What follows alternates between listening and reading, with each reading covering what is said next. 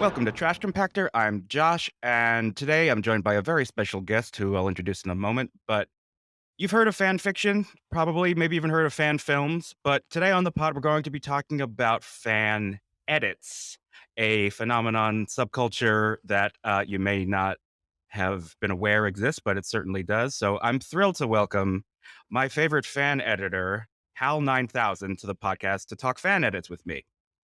Oh, well, hello. That's quite an introduction.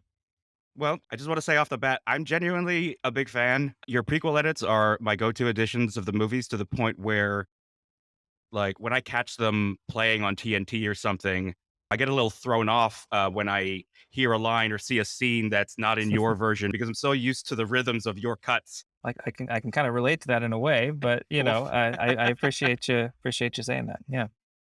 So that said, would you be able to give a definition of what constitutes a fan edit just for anyone listening who's not aware of what that is? Yeah. Well, in your intro, you mentioned fan films and fan fiction, both of which you know the creator can do anything that they'd like, more or less. Maybe less so with the fan film, but still, you're kind of building on the one hand, you're building from the ground up, and there's total freedom. All you have are words to move around, or what have you. With a fan edit, you're limited to actual existing footage, much like a regular editor on a professional movie. You have the footage that you have, and your job is to take that and spin the best quality thread that you can from the raw material. And fan edits and Star Wars have kind of been very closely associated. Their whole lifespan, at least well, I guess by fan edit, I have in mind kind of a full feature length proper movie. An edit, more like an alternate cut, maybe like a fan cut. What maybe would have been a more intuitive term for it. But just kind of taking something that already exists and kind of re-editing it, remixing it, just recutting it. You'd have director's cut of a movie or such and such cut, you know, uh, things like that. But just it's a broad term all the same. You can have fan edits that take something that they view as problematic and try to quote unquote fix it in some way, or just remix it and do something totally different with it. But just taking an existing kind of finished film and doing something else with it, I think would be enough to call something a fan edit. No, absolutely. I think you're exactly right with that. And it's actually fascinating what some people do with, I mean, in this case we're talking about Star Wars movies. They turn them into silent films or they set them to different music. There was one that, has a version of Star Wars that makes it feel like a spaghetti western. I guess it's really an extension, I guess you would say, of like remix culture almost. Absolutely. Yeah, that's Yeah. exactly what it is. So to go back a little bit, just out of curiosity, what is your personal history with Star Wars? It's obviously something that you care enough about to spend a lot of time recutting the films. It's been interesting. I was about 9 years old when Phantom Menace came out. That was effectively my introduction to Star Wars. I'd seen bits and pieces of the original movies before then, and that's was kind of what prompted me at that time to kind of get into those. And back in those days, you go to Blockbuster and rent them a few times before you'd eventually get your parents to buy you a copy of them Yep. on tape. Yep. And so I was aware by virtue of the shelf at Blockbuster that there was the original version of the original trilogy and the special edition version. So I had rented both, and I remember even as a kid going there and being like, which one will I get this time? So I think that was kind of the original idea. You couldn't help but think about, what do I like about each one? How great would it be to be able to cobble together, kind of version that just marries the best of both worlds there. You actually just blew my mind there for a second. We're pretty similar in age. Like, I think I have a few Hmm. years on you, but for you, the special editions always existed alongside the quote unquote Hmm. originals. And especially in that VHS, like the intro to the VHS had like a little featurette about look how great this is, what we're doing with $10 million or whatever to spruce up Star Wars, and they have like a big like demo reel of of what's different. You couldn't, you couldn't miss it. No, that's true. So, one of my later questions was gonna be like, why Star Wars? Like, where did this phenomenon originate? It's kind of George Lucas who did it, who planted the seed of the idea that there are multiple versions of this movie that can exist. I think you're right. It's not that I've never done any tinkering with Back to the Future, for example, but Back to the Future is one of the few just real gems of movie history that was a franchise and yet never got screwed with later, never had like a fraudulent sequel decades later, at least not so far. And so I would honestly say the Back to the Future films are, well, at least the original Back to the Future is probably my single favorite film ever. And it's for lack of a better way to put it, just been untarnished. And with Star Wars, yeah, like I think you're right. There, at least for me, by the time I got into Star Wars, there were two versions of them to start out with, and it just kind of begs the question: what would a middle ground kind of custom version look like? And then when the Phantom Menace comes out, it's the early days of the semi-modern internet, and you have this mysterious, Phantom edit that had made the rounds on VHS make it to the internet. I think in what, like 2001. Yeah, I somewhere remember thereabouts. I Yeah. remember finding a copy of that on LimeWire. Back in the day, Yes. just the file sharing and Yes. just like typing in, searching for Star Wars or whatever, and Phantom edit, whatever. I would have been about 12 at that time, and it was just at that perfect point in history, where you have the biggest, most anticipated movie in the world, Phantom Menace. A lot of people felt disappointed by it. You have just consumer level video editing software and a means to distribute it broadly, on the internet. And so it was just a perfect recipe. And Mike Nichols, who produced the Phantom Edit, was a professional film editor himself, and that's especially for its time. Those are, well, the Phantom Edit and then the one he did for Episode Two, Attack of the Phantom, are both just incredible works of whatever they are. Kind of almost feels like it Remixes. predates the term fan edit, but he was certainly a pioneer in that whole kind of cottage industry that's grown up in the 2 decades since at this point. Um, No, so all absolutely. along, that's before I'd even seen Attack of the Clones at all. So like, Star Wars at that point for me was all about those questions and possibilities about what can happen there. I think another key ingredient that makes Star Wars be probably the most fan edited movie series that there is so far.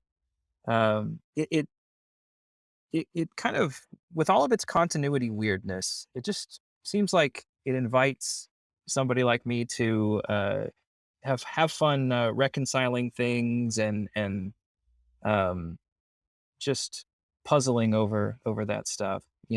I remember while back reading through the letters of J.R.R. Tolkien, who had this big, sprawling legendarium of all kinds of stuff. And I like his approach when someone would point out an apparent contradiction. It's not as much fun to just say, oh, that was a contradiction. It was a mistake. I fixed the mistake. There it is. You instead find an in universe explanation for why that could make sense, Exactly right. things like that. That's a part of the fun of being a fan. Mhm. And fan editing Star Wars, at least for me, has involved some of that kind of puzzle work of, okay, well, what could be done to smooth this out, or what would you want to do? It raises that possibility, I guess. I think you're exactly right that, there's something George Lucas is on record saying many, many times that, one of his goals, that he set out to do with Star Wars was to create kind of a modern mythology. And I think he was successful beyond even his wildest dreams. But a part of that Hmm. kind of implies a diffuse ownership. Uh huh. We all sort of have ownership of it. I think if you map, Star Wars broadly onto, I don't know, something like Tales of King Arthur from centuries earlier, the fan editing phenomenon might just look like the kinds of some of the stuff that happens as stories propagate and spread and are changed a little bit as they're retold. And Some stories you could trace, oh yeah, when it went into this region, it picked up these characteristics, and so if you hear one telling of, you can kind of almost trace its heritage back to the back to the source or something. Wasn't copyrighted or anything. That's actually a very good analogy that hadn't occurred to me, but I think you're exactly right. Like, what we're looking at with fan edits is kind of the high-tech 21st century version of retelling of legends, picking up certain characteristics along the way, like a game of telephone through time. The other thing also that happened, you were talking about how the moment The Phantom Menace came out was sort of right on the cusp of when the technology to do things like nonlinear editing on your home computer and Right. to do impressive looking special effects. That was sort of the dawn of that era. I don't think it's a coincidence that fan filmmaking springs up or sort of explodes in a Hmm. massive way around the same time. I mean, obviously there were always fan films, hardware wars and troops and things of that Right. of that of that nature. But that was the moment when Star Wars was at a fever pitch in pop culture. And also we had those more adventurous of us had the means to kind of try our hand at it as well. And I think, like fan fiction, fan films, and fan editing, I'd love to get your experience on this, but it's a really great way to learn your craft, whether it's writing, filmmaking, in this case, film editing. It's a great way it's like a proving ground. You can play around, try something, see if it works, make something, do something. That's actually something that, well, I don't know. See what you think, I guess, but I find that's not really so much the case with me. For me, it was more seeing particular specific things that I want to be that way. That have a version of the movie that doesn't exist. I want to make that thing exist, and so I'll learn whatever I need to learn along the way to be able to get to putting that particular thing together, as opposed, I guess, to I'm going to use this as a way to practice or learn or even get any better at any of those particular things. Sure. My editing, or like, I mean, any of the technical skills I've used, I really haven't. I I just don't have any occasion or reason to apply them to really a whole lot else. It's mostly just been that hobby for its own sake, as I guess, as a passion project more than anything else, long term as though it is. Sure. Well, that said, I think even still, what ends up developing into skills or maybe things we even utilize later on in a professional capacity or not, it still comes out of that desire to play around. And through the playing around, you learn Mhm. how to use these tools along the way. Like, I think you would probably agree from your first fan edit to Rise of Skywalker, I think you probably learned a lot along the way. I would agree. For me, I think it's less about learning the technical skills to navigate this piece of software or that, and more just kind of, I don't know, the decision making or confidence in making particular changes or anything. You mentioned my prequel edits, and by the time, well, I kind of did two sets of the prequel trilogy. One was back, when I was a teenager in 2006 or seven, and then a little while picked it up again several years later. Um, Originally starting kind of in the wake of the announcement that there was going to be an episode 7, 8, and 9, and I felt like, I should go back and and go through that again. But um, I think for me, or I was saying though that I was going to distracted myself here. It's kind of late when we're recording this, but with the prequel trilogy, there was already kind of a textual lineage, if you will, of ideas and things that had already been done to kind of build on. And so I felt less like I was being creative in the sense of playing around and seeing what could happen and everything. And it was more kind of distilling, kind of taking all this stuff that everyone had already done and kind of what can I distill down to get like at least to me, the best of all of it in a way that coheres nicely and fits in with what I how I'd like for it to be. I felt when I was revisiting the prequels and doing that, just all the more so, and even more edits had come out, by the time of like 2013 or so, felt more like the Brothers Grimm or something, just Mm. compiling what could be the quote unquote definitive version of all these fan edit ideas to come down and put down for myself. I mean, like I said, I just ultimately wanted to make those exist more or less the way that I'd like them so that I could have them and there they'd be, you know. Yeah, like you're saying, by the time you get to something like, and maybe we'll talk about that in a bit, but with the Rise of Skywalker Ascendant project, yeah, I think all that experience, all that, I don't know, just growing in confidence, if anything, of just, you know, you can make decisions, you can do things. It's um, you know, you'll knowing that you'll get good feedback along the way, and that, you know, it's all right. It's very, very different from when you make a movie professionally where you're under the gun and you gotta, you know, um, make decisions about what you're doing very quickly and then stick with them and they're permanent. You can't ever go back. I think there are some similarities. So full disclosure, I actually work as a professional editor.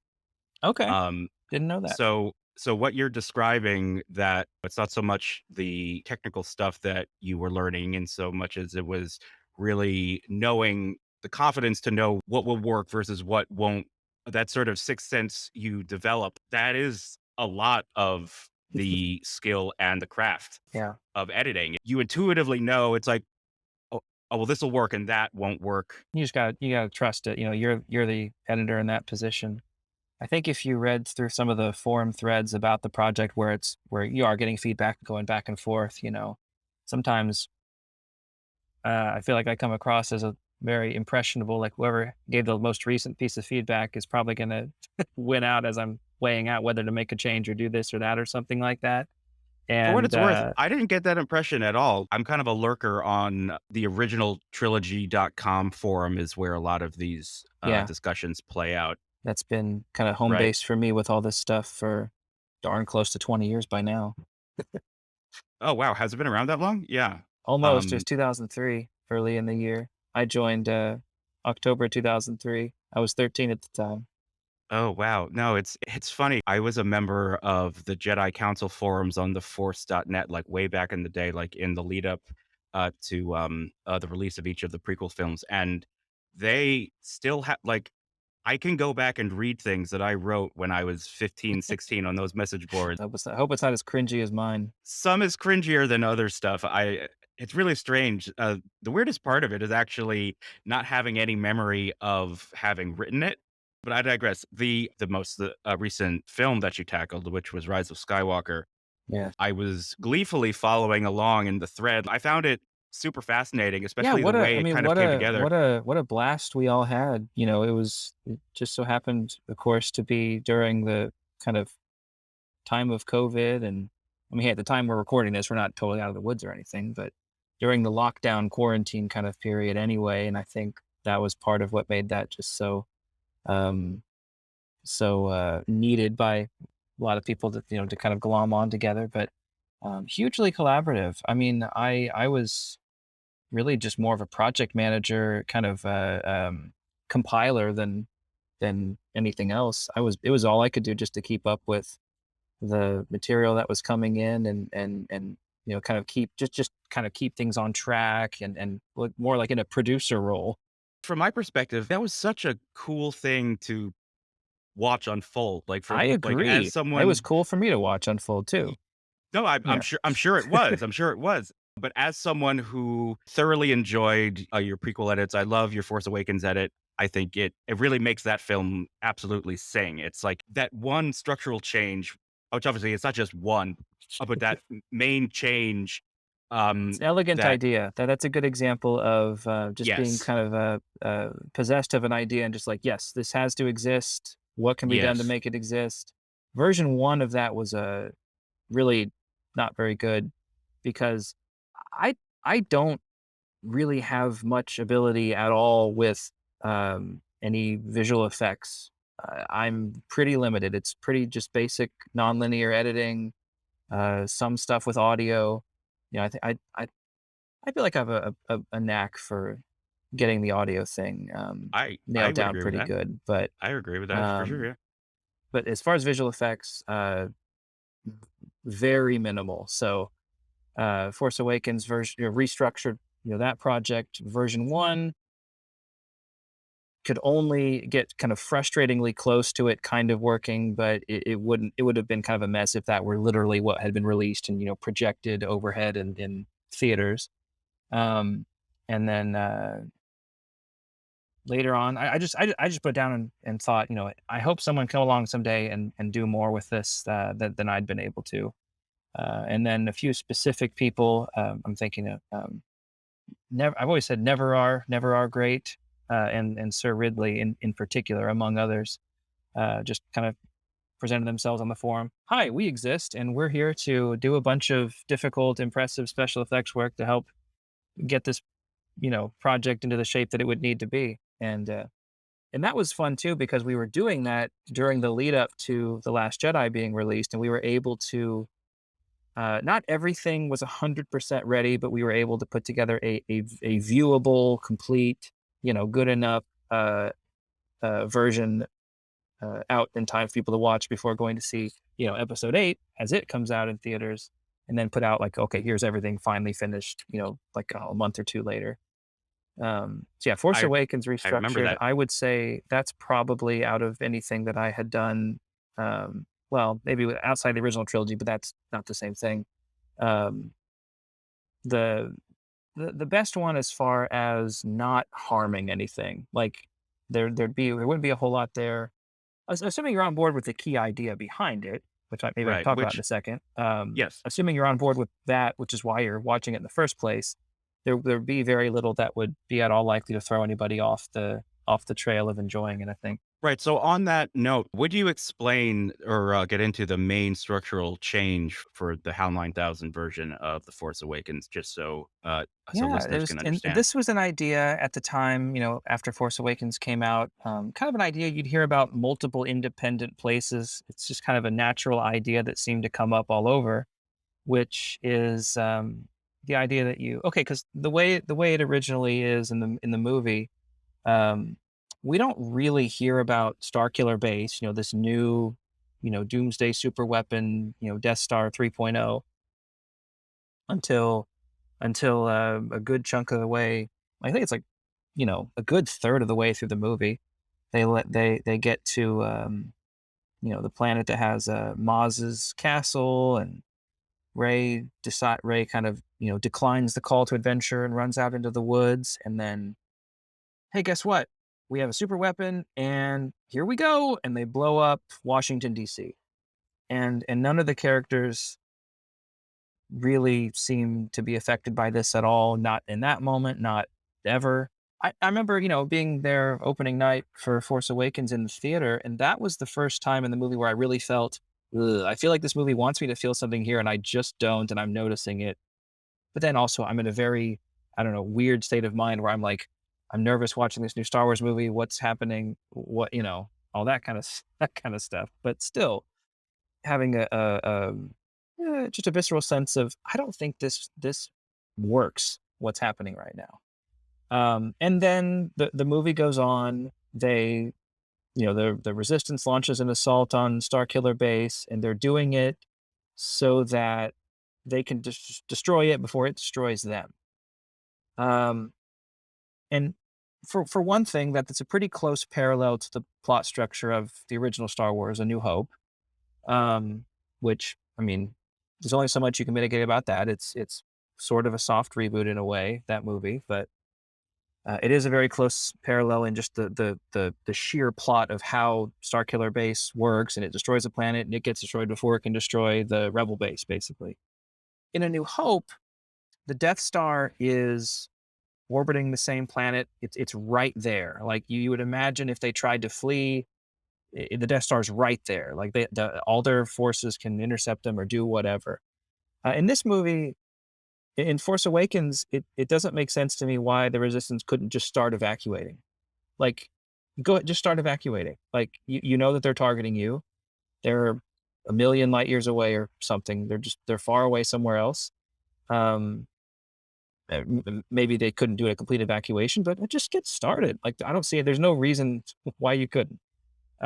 So the simple idea that motivated that project, 'cause I was really hoping not to fan edit the sequel You trilogy. not to do it yourself, I right? wasn't. I Right. mean, at that point in time, I was pretty feeling I'm pretty optimistic about it, and just oh yeah, I kind of revisited the prequels, like and got those There right, will felt be good no about them. need. I'm There will ready. be no Yeah, need for I this, just hopefully, yeah. I already had a history by that point of messing with the Star Wars prequels, so it was more like just like, well, let me do it in HD, get it good, and then that'll be.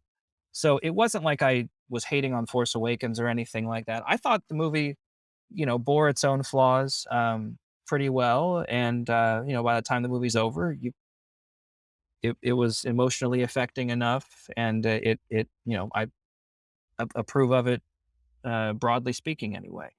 It was I felt a little bit anemic with like the power of myth or whatever, but it was all right. It was all right.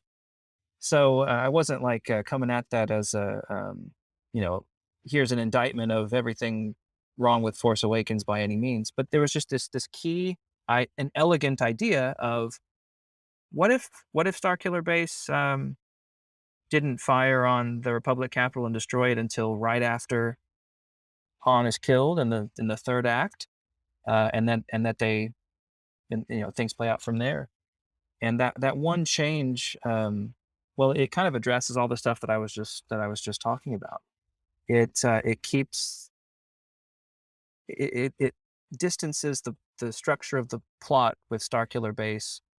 It makes it different from A New Hope, at least a little bit. It doesn't invite you to go on this tangent about something you don't care about as an audience in the middle of the second act when you've been focused on these particular specific characters that are worrying about this map to Luke Skywalker instead of this planet destroying whatever thing. And by the time you get to Han being killed, now that sequence of the Republic capital being destroyed means something. It's a failure of Han now. It's associated with Han's character, with Kylo Ren's character.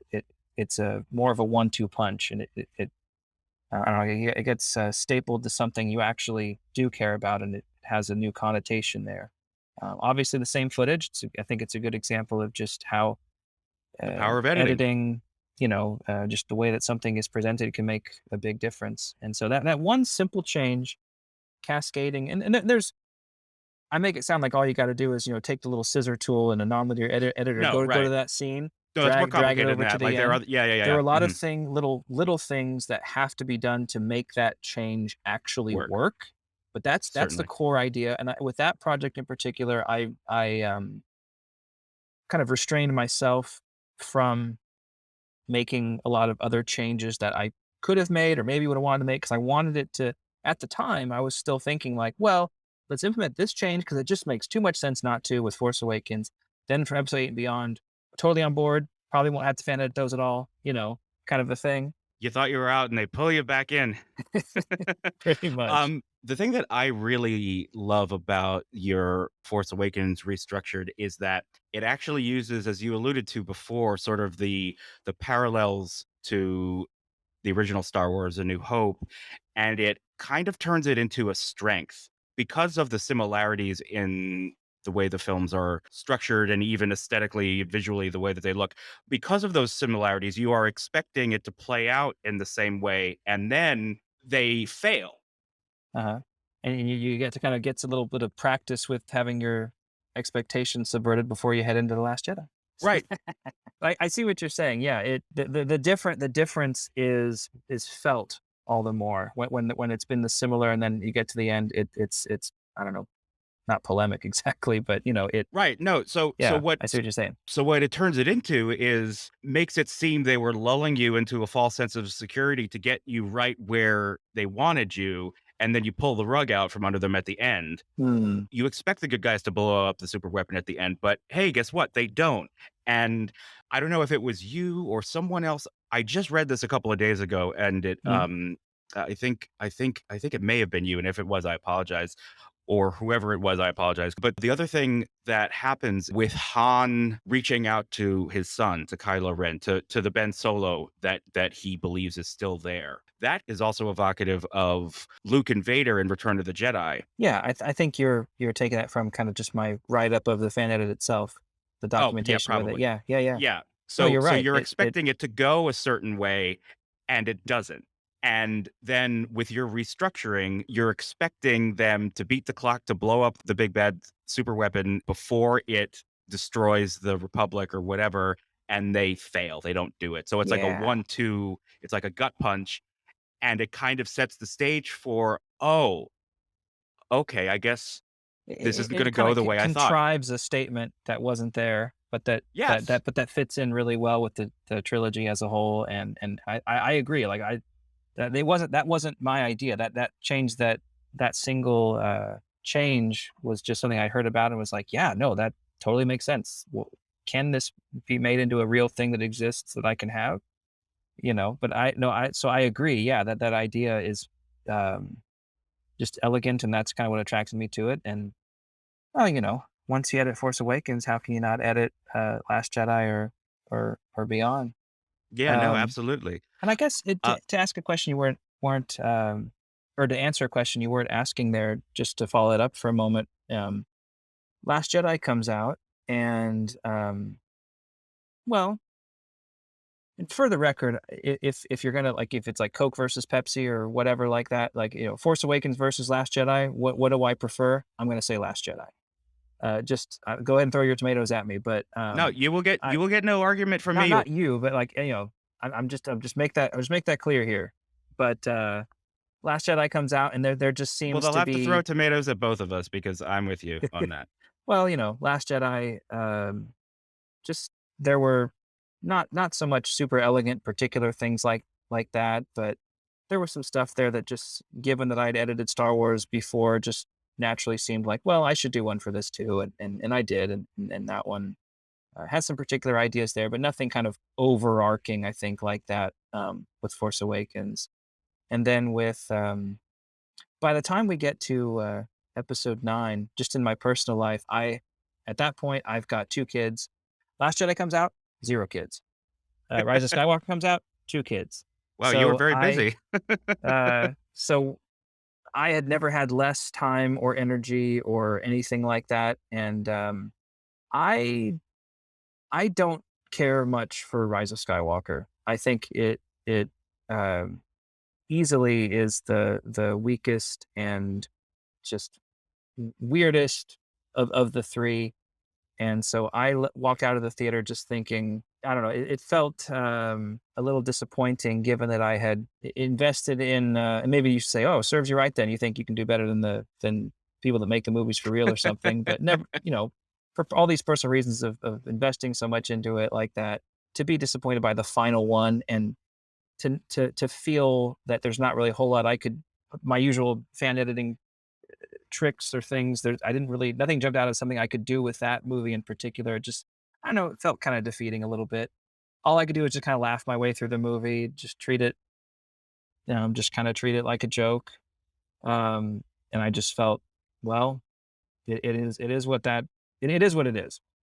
And then it wasn't until well, I kind of in my commentary track for that edit, I draw an analogy between myself and Poe in that movie, where toward the end, feeling defeated by the way the battle is going, feeling defeated by the enemy forces, and feeling okay, well, I'm sorry we did this, give up on this, and then out of nowhere, there's this huge civilian fleet of a million people that are there to save the To day, turn the tide, and yeah. that's how I felt with the Rise of Skywalker Ascendant project, where I created a forum thread for the project with just a few like not that substantial ideas, and basically just saying, uh, here's this. I don't know if I'll actually you know do anything with this, but I'll make a forum thread anyway. And I think by that point, um,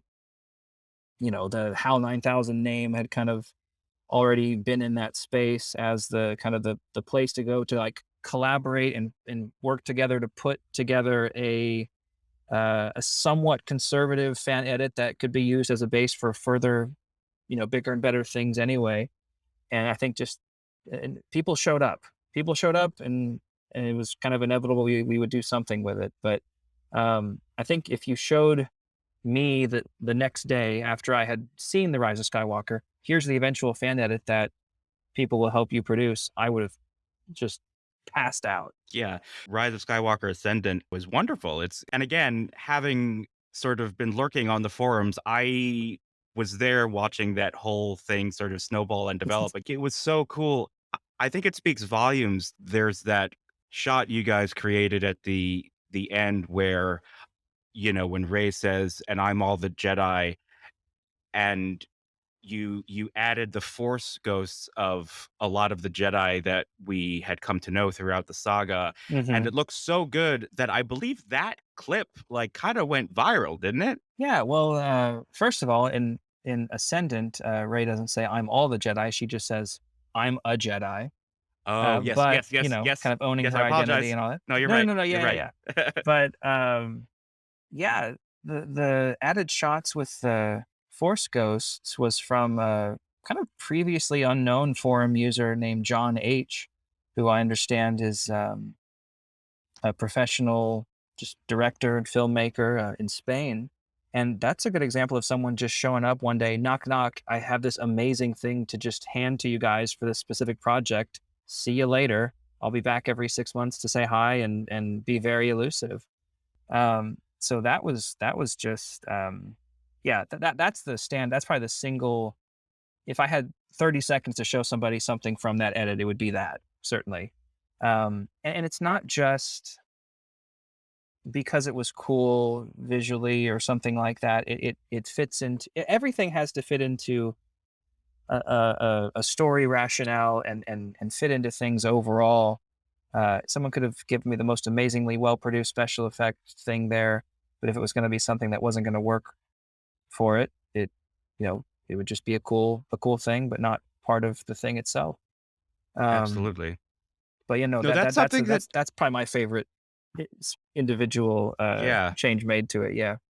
Well, that's what attracts me to your fan edits so much because I love how you try to respect the intention of the filmmakers and just kind of enhance what they'd already done to bring out what is there, but just Uh huh. to bring it that little extra step further to just really make it click, if that makes Hmm. any sense. Yeah.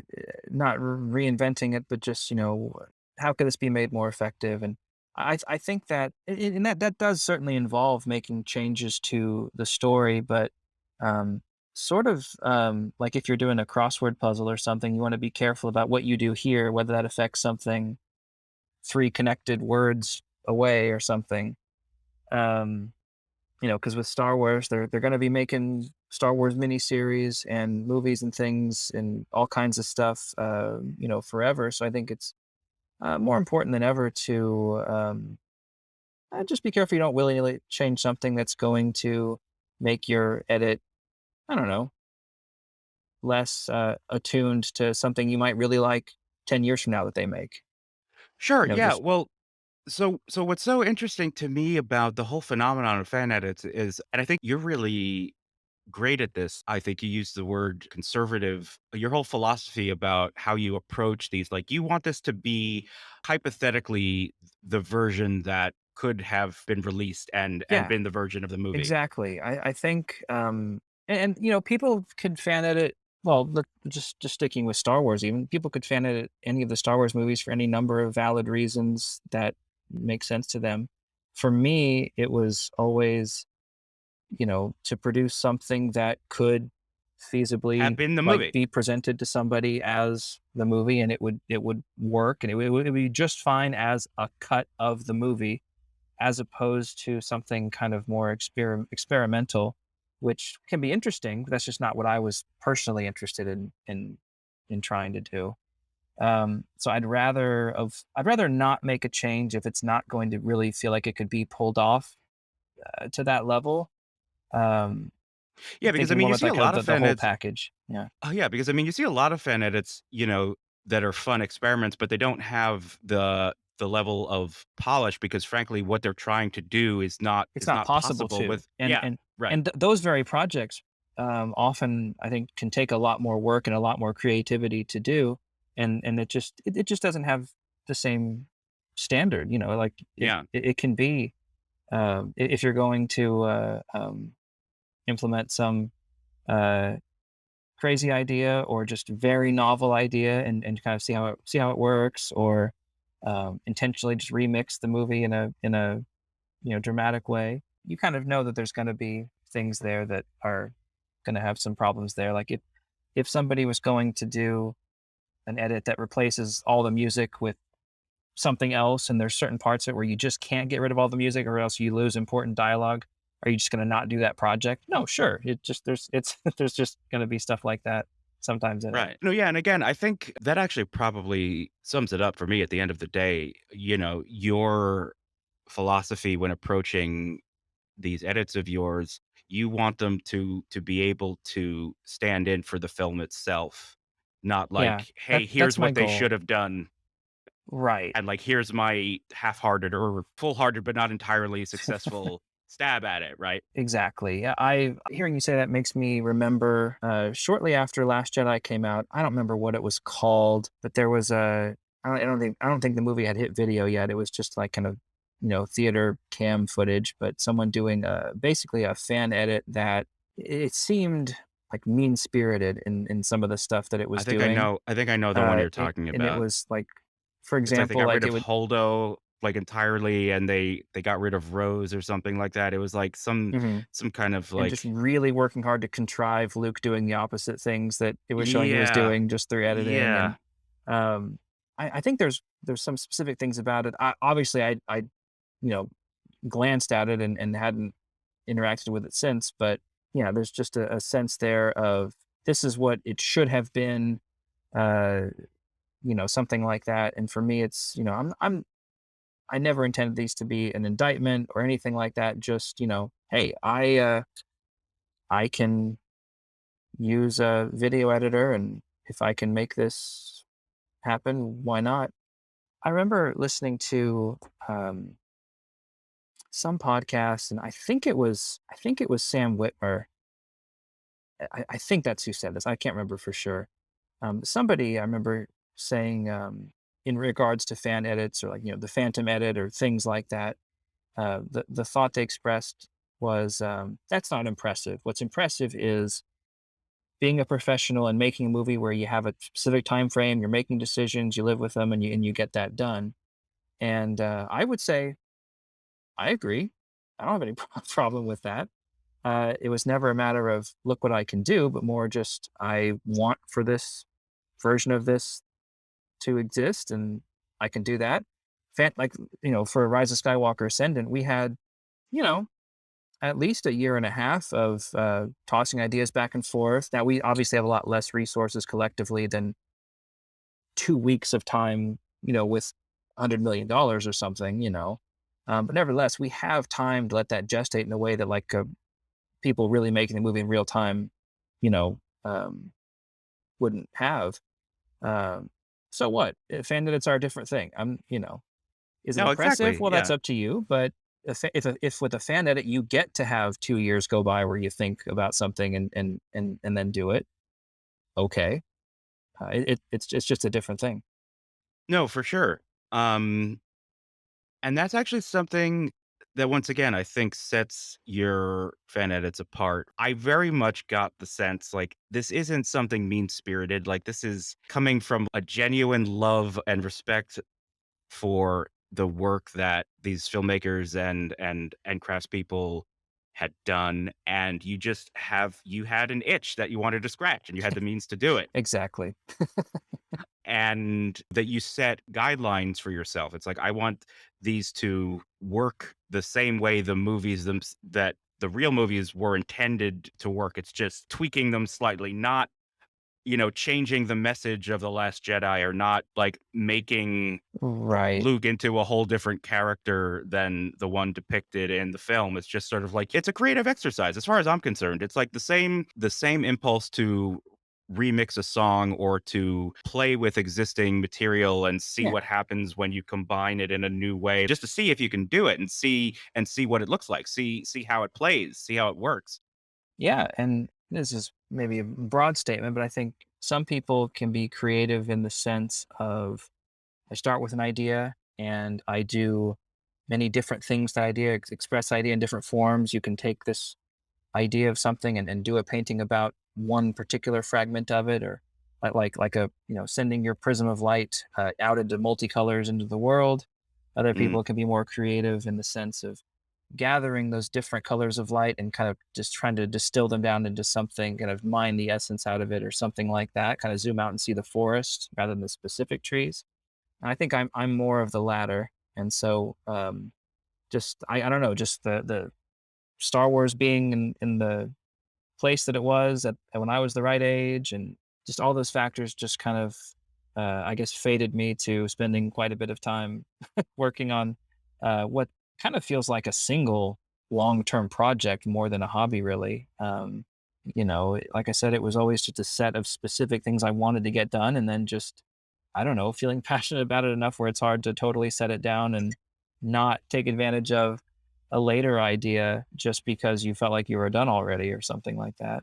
Even though I've only really ever edited Star Wars and then some stuff with Lord of the Rings, but I never really branched out into much else because there hadn't really been the same kind of compelling ideas to pursue that I wanted to do. Well, as the beneficiary of the work you have put into this long-term project, I'm glad you did. I really enjoy them, and I appreciate you and your work. That's very gratifying to hear. I imagine like some you know Talmudic rabbi or something who like wrote some finer point of something 80 chapters deep in something that was some point he felt that he had cared about or interacted enough to make that point or something for somebody later on to interact with that same esoteric point about this or that, and kind of cover that same mental ground is gratifying in kind of a weird way. No, I get you. I get you. Well said. And anytime you mull over the contradiction about Leia not remembering her mother when she had died in childbirth or something, I will be there. One question I wanna ask you because Yeah. I'm sure it has crossed your mind, and this is not to put you on the spot or anything, but I wonder this, myself, like, how do you think George Lucas feels or would feel about the idea that there are, fans who are reworking his work? Do you Well. think he would not like it? Do you think he would see the spirit in which it's being d well, I mean, not everybody, but the Hmm. idea No, that, I hear what you're saying. you get your hands on something and Hmm. like you I mean, he's an editor. I'm sure he understands that creative impulse. I mean, when you love something, you kind of want to take it apart and put it back together again to see how it works and Hmm. to see if you can. I don't I, know. I I really don't think he would appreciate it at all. I it's hard to Yeah. say like present day George Lucas. This is like early Yeah. 2022. We're sitting down talking Yeah. here. I don't know. He might just be at a point in his life where it wouldn't really get accrue much substance in his mind maybe. But I think if we wind back 20 years ago when the Phantom Edit was a thing, even if we wind back 10 years or something, because even at the time, like we said, Phantom Edit was a very novel thing there. But so just broadly speaking, fan edits in general of Star Wars, things that he had worked on, it's really hard for me to imagine him feeling very generous toward them or view them positively at all. He seems like somebody who, has a very particular vision, even as it shifts, even as it changes, even as it's kind of, carried forward impromptu and dynamically. He's, possessed of a particular idea and sees it through his way, is not one to really take much undesired feedback from other people. And like with the prequels, right? Like nobody can say like that he didn't make the movies that he wanted to make. It's hard for me to imagine him smiling on any of this. And so I think with any kind of recut, fan edit, anything like that, I think that you really kind of have to take a death of the author approach and treat it, well, maybe not clinically, but just to treat it as a text that is there to be interacted Right. with and in whatever ways, and that can't be beholden to it. I think that's where a lot of the criticism comes from with Star Wars fan edits in particular, is people kind of coming to the defense of George Lucas and his vision there. And one thing that's true about fan edits that's not true about something like the special editions of the original trilogy is that these fan edits are additive. They're there and they weren't there before, and other than that, nothing's Right. different. Good Whereas with point. the special editions, those have been the only officially available, presentations of those original movies for 25 years now, Yeah. unless you want to Wow. count like a bonus feature in 2006 that was pretty substandard even for the time and things like that. It's been kind of the Star Wars fan community that it's so weird because when a new Star Wars movie or project comes out, it's just expected there's going to be fan edits of it. It's Star Wars and it's been so closely associated that, before you even know whether it's any good or not, or it might have been the most beautiful thing in the world, but you know that there's going to be fan edits of it. The time we're recording this, the new Kenobi series hasn't debuted yet, and there's going to be fan edits of it. There's going to be versions that combine it into one movie, like you're saying, things that make it a silent movie or all this stuff. Some people are going to want to slap an opening crawl on there and call it episode 3 and bump 3 to 2 and 2 to 1 and all kinds of stuff. So You're exactly right. That is definitely going to happen. I wanted to rewatch Mandalorian before Book of Boba Fett came out, but I still don't have a lot of free time. And so I watched a version that combined each of the seasons into one movie each. And it took, I don't know, 4.5 hours in total altogether. It was nice. I got caught up. It was the gist. I'm glad it existed. The Coaxium heist by Digmod of fan edit of Solo, A Star Wars Story. It's great. I've watched that more than I've seen Solo itself. And that's another example. I imagine if I were to watch the official version, just Solo, the real movie, there would be things that would pop up and bother me that I just would not even think about at all watching, the Coaxium heist. So I think you're probably right in terms of George Lucas's feelings on this. And I also think that you're back, right. we finally get back to the actual question you asked. Yeah. No, no, I'm all about the tangents. I mean, this is what I'm here for. It is interesting because you mentioned copyright earlier, and we were talking about mythology. Mm. And I suspect you're exactly correct. I think that George Lucas probably hates this whole idea, and I don't think he would be happy about it. I don't know, but if I were a betting man, I would presume he does not approve and is not happy about it. But that Yeah. said, I think he'd probably feel like you walked right up to him, slapped his lunchbox right out of his hand, broke his glasses, and just shoved him down in the mud. yes. But that said, when you think about it, it is very interesting to me how specifically he did set out with the intention to create a new mythology, a modern mythology for a new generation, for a new world, Hmm. for a technological world. A lot of the myth in Star Wars is the relationship between humans and their machines, right? Um Just kind of classic archetypes with a unique skin kind of layer and presentation, but it's that time tested, just resonant characters and themes and everything that's in there. It's good at its core. Yeah. Totally. But if you follow through on that idea and you succeed and you do create a mythology that is, stories that we use to understand ourselves and relate to each other, then you kind of cede ownership to a degree. Like if you're the idea that he was knowingly, intentionally setting out to create a modern mythology, like a modern Hmm. mythological framework, and he succeeded at that. This desire to get in there and like use it for one's own personal expression or one's own getting in the guts and monkeying around and using it in that way and rewriting it or mixing and matching and taking Hmm. pieces of it. Like that's how mythology functions. I Yeah. mean, that's It's I an mean, that's how it works. interesting tension you highlight there, because that would be the natural step. That would be the natural process that would happen, and I don't know, in a pre 1900 say world, that is kind of what would have how that would have gone. It would have been like a Robin Hood, where it just gets told and the story gets refined organically as it goes, because the things that work and that catch on and that kind of just are resonant and everything, those are the things that get purified and stick around, and the end result story that you might find 80 years down the road would be a little bit different, but it would be, if anything, kind of just refined, and there you go. That's sort of analogous to how some of these fan edits have gone in kind of in a way. Yeah, no, for sure. Especially just with, like I was saying, just kind of my very welcoming of the collaboration, because honestly, it's kind of just, in service to the end product, because if I'm not super confident, for better or worse, or for whatever reasons, in myself, like, oh yeah, I sit down with it, I know what I should do, here I go, there we go, it's done. Like, I like that feedback because the end result's going to be something that I feel more confident in, because it has been kind of given that organic test in a sort of, I guess, analogous way to Robin Hood being told here, there, and that happening. Yeah.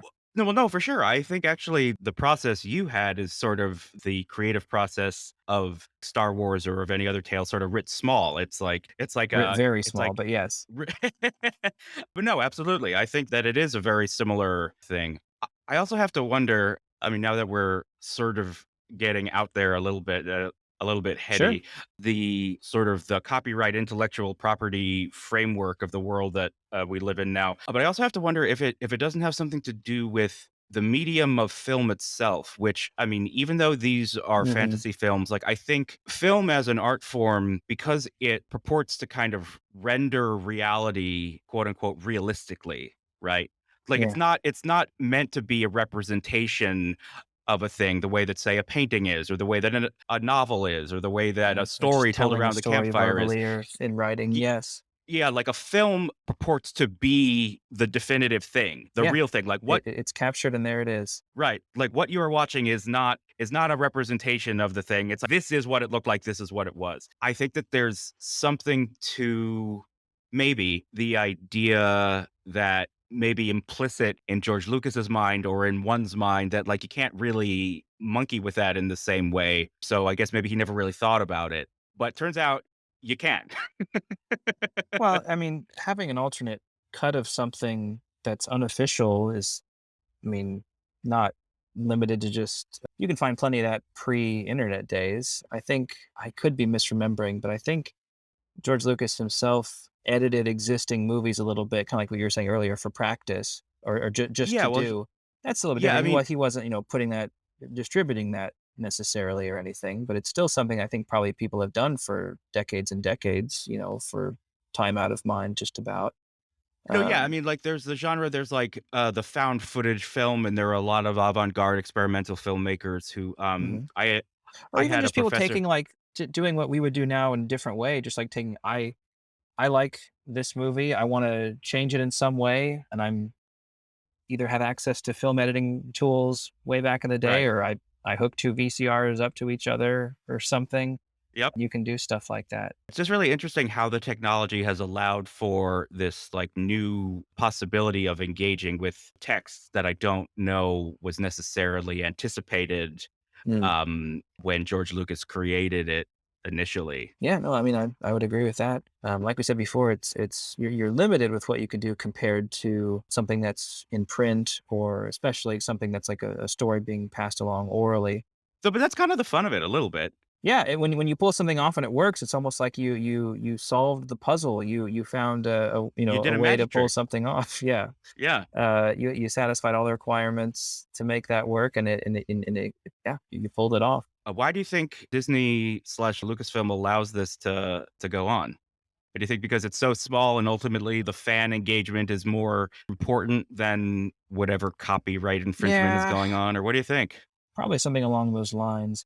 I think by now everything on the internet happens. Like 2 decades Right. ago, fan editing is a brand new kind of phenomenon, and it was like 2007 or 2008, somewhere around there. Fanedit.org actually got shut down for a short time. The fanedit.org and originaltrilogy.com communities, at least, have been just very cautious and very strict with their rules about respecting copyright, and not, like, for example, posting direct links to download fan Right. edits outside of, private messages or something like that, just because they'd undergone that kind of trauma a little bit, and need to have that prime For sure. directive to keep them safe, keep all of us safe, and be able to keep doing this stuff, and not have somebody get sued into oblivion to be made an example of or anything. Right. And those were, I don't know, a little bit more kind of frontier days of that kind of thing on the internet. Nowadays, I think there's just too much. It's just the floodgates have opened, and people on YouTube, at least, just for example, when we're recording this on the day that there was a teaser trailer for the new Obi-Wan Kenobi series. I haven't looked, but I'm sure there's probably dozens and dozens and hundreds of people doing various memey, funny things with it and remixing stuff in all kinds of ways. And so I think that fan edits like the ones that I had worked on or produced or anything just don't really merit a lot of attention from Disney or anything. I'm sure if it had some reason to fall under their radar where they take a cold hard look of it, it's not going to be good for us. It'd probably get shut down, but I don't think they probably like that it happens, but they just don't seem to be interested in hunting down every last little thing. I can't think of any specific examples, but I mean, I know that there certainly are times, where Disney will step in and shut down something that would be kind of tantamount to one of these fan edits. It's not like they Yeah, don't. well, the only thing that springs to mind right now, there's a Star Wars YouTuber, Star Wars Theory, and he created a Darth Vader fan film. Oh yeah, I remember hearing something about that. Yeah, I don't remember what the drama was exactly, that it had been shut down in some manner. yeah, so I think the issue was he had monetized the channel and it got, like, millions of views, Ah, and he actually made a significant amount of, I mean, I gotcha. shouldn't say a significant amount of money, but he made some money off it, Yeah. Well, because of like I was YouTube. saying, if he were functioning within the, fanedit.org, originaltrilogy.com communities, that he would have broken the cardinal rule. And we definitely have that as one of those big safeguards is, No money. there's no money. Yeah, There was actually a little bit of drama when somebody joined the forums and they had like their own YouTube account already about their fan edit and were selling t-shirts about their fan edit and have like a yikes. Patreon and all this kind of stuff. No, no, no, And no, no. so yeah, I've never made a red cent on any of the stuff I've done. It's just been purely just a weirdo alone at home working on a thing. None of this material belongs to me at all. I mean, this is ridiculous, but like if Disney wanted to take all my fan edits and release them bit for bit, like on a disc format and charge people $1,000 a pop, I'd have absolutely zero recourse. Like, hey, I did Right, that or something. right. I'm just, like somebody's uncle in the 17th century who happened to spin a particular detail or two as they told the story of Robin Hood to their nephews and nieces, and that Right. eventually kind of coalesced into the version that got written down at some point later on or something. I love that analogy. I think that's great. So that leads me to a question that I want to ask you, but is a little tricky. But if someone who has just listened to this is curious to see one of your fan edits, how might they go about Mhm. doing that? If you go to Reddit, I have links posted there, or if you find me on originaltrilogy.com or fanaddict.org, either of those, just look for HAL 9000, send me a message, and I'd be happy to oblige. Private messaging the fan editor themselves is really the primary way to get a copy of a particular edit. I got to ask, why HAL 9000? I assume you're a 2001: A Space Odyssey fan. Well, it's because when I registered at age of 13, I didn't think of There a you go. unique enough name. There you go. The Yeah, decisions we make.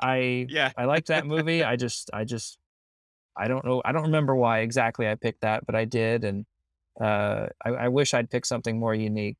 I get private messages now and then. People like, "Hey, can I get your Godfather edit?" I'm like, "Oh no, you're thinking of HAL over 9000, somebody who actually did have a creative name. No, that's a different person." Do you know what you just reminded me of, actually? Steven Soderbergh, he did what amounts to a fan edit of 2001: A Space Odyssey. I'm afraid I don't. The name sounds vaguely familiar, but I don't know who that is. Steven Soderbergh is a filmmaker, director. He did, oh gosh, off the top of my head, he did Ocean's 11, he did Traffic, he Okay, did, Sex, Lies, and Videotape. okay, I gotcha then. A few years ago, he has a website, I forget what it's called. It was like his personal website. He sold some T-shirts and, like, he had, like, a blog or something, and he would release these little video experiments, and he did a recut of 2001: A Space Odyssey, Hmm. and he put it out for free on Vimeo. So it's not just for amateurs anymore. Like, he obviously Sure. he has that same. Or you remember hearing several years ago about what actor Topher Grace doing a fan edit of the Star Wars prequels that Yes, yeah, you've never been able to see. Like it was just something he did and right. showed to his friends or something like that. Yeah. Even he wouldn't be.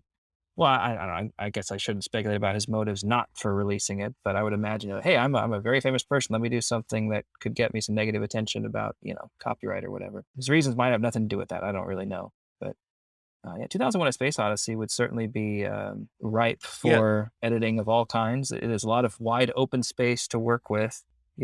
whether you want to transform it or just slice it down or anything. There's a lot of, you could cut a lot out without it feeling like you had. Right now, I'm looking at an IndieWire article from 2015 talking about Steven Soderbergh's 2001: A Space Odyssey recut, where Hmm. he recut Raiders of the Lost Ark. He presented it in Oh, black and white to make it ah, like an old timey serial like it was from. actually made at the Yeah. time that it was taking place. He also did his own cut of the film Heaven's Gate, the Michael Cimino movie that was famously over schedule, over budget film that flopped at the box office and is sort of known as like the demarcation line for the end of New Hollywood because the studios realized, maybe we shouldn't just let these directors do whatever they want. That's an interesting point because, like, with some of the decisions that go into these fan edits, I kind of infer that this was probably here as a function of studio insistence, but well, when I make this fan edit, I don't have to care about that. And so, Right. I can do X, Y, and Z. For example, that change with the Force Ghosts that you mentioned in Ascendant, I could imagine, a studio executive, maybe saying, hey, if someone's only watching our new movies here, they're not going to know who these four weirdos are, or at least not Yeah. going to know necessarily recognize Obi-Wan and Anakin on sight. So they'd probably look at that change we did and be like, hey, there's maybe some reasons not to do that. And we're like, well, we're not beholden to those kinds of things. It's just one of the advantages. No, and you could also imagine like they would have to pay for use of likeness, Sure. or they would have to pay the Right. actor for the day of shooting or whatever. I mean, obviously, like, we're talking about Disney If here, you where want I'm to sure they would deepfake have spent Mark the money. Hamill onto something, and you can, sure, you don't have to pay him $10 million for the privilege necessarily if you're just working on a Right. fan project. Yeah. So I really think that, fan edits sit at this very interesting juncture between art and commerce, let's say, between the Mm, creative impulse and, sort of the letter of the law, and kind of how, film in general, but also Star Wars specifically is kind of and was intended to be from the very beginning a modern mythology. And mythology is mhm. something that we all Yeah. share and feel some kind of ownership of. So It's it it, just it's it it's just makes one way sense. to interact with the material in a constructive way. Gosh, like I didn't feel like it was almost possible coming out of the theater at Rise of Skywalker to really kind of, that project forced me into a constructive mindset about that movie, to be honest. But that was good. Like I can obviously sit down and watch Ascendant and feel good about what I'm seeing, just having the just personal history involved. Just honestly, just feeling proud of what everybody was able to do. And you should be proud. I think it speaks volumes that you were the one everybody went to, and you became Aw. sort of. You described yourself as kind of like, the project manager or the producer, but that's not for nothing, Hal. Like, your work and your reputation for your work preceded you. And that's why everyone sort of rallied and coalesced around that thread you started, because everyone wanted the HAL 9000 version of that movie. Well, fair enough. I wouldn't disagree with you either there. It is a feeling of pride there, pride for what we were able to all do together. And so, even if the movie itself was kind of disappointing, it feels good to at least have done what we could with it. To Mm. have made that effort and produced that actual thing that there it is, and I can always come back to it in years in the future and know, like, oh yeah, there's that thing we did that I feel confident about because it went through the process and got all the attention it needed, and maybe it's been out of my headspace for a while where I don't necessarily by that point remember. It's not dependent on what I can remember about what we did or whatever. It passed those tests, and there it can be. That's all I wanted in the first place. Right. I feel like you I don't know, you asked that Talmudic rabbi I invented a little while ago, like, hey, you ever read anything else? You're like, what? Other things? I don't, other things? Geez, I don't know. I don't think a rabbi would say geez, but still. So you'd be surprised. I know some rabbis, and they know the vernacular of the time. Um, I just wanna thank you really from the bottom of my heart for responding to my message and for taking the time, and again, for uh, all the time and effort that you've spent making these very wonderful versions of these films that I think sit along side by side with my official Blu-rays. I'm very happy they exist, so thank you very much. Well, thank you for saying so, and thanks for having me on here. I appreciate the just kind of perspective behind your questions too. I think you ended up mining out of me just about everything that I would have wanted to offer up anyway. So Oh, appreciate well, the thank you. conversation and appreciate being in kind of this early batch of episodes of your new podcast. Well, thank you so much. On that note, I still do not have an official sign off for this podcast. So, future me is going to drop one in. But in case he decides not to, I just want to say thanks for listening. Please rate us on whatever podcast platform you're listening. We can be found at trashcompod.com and trashcompod across all social media. And we will see you on the next one.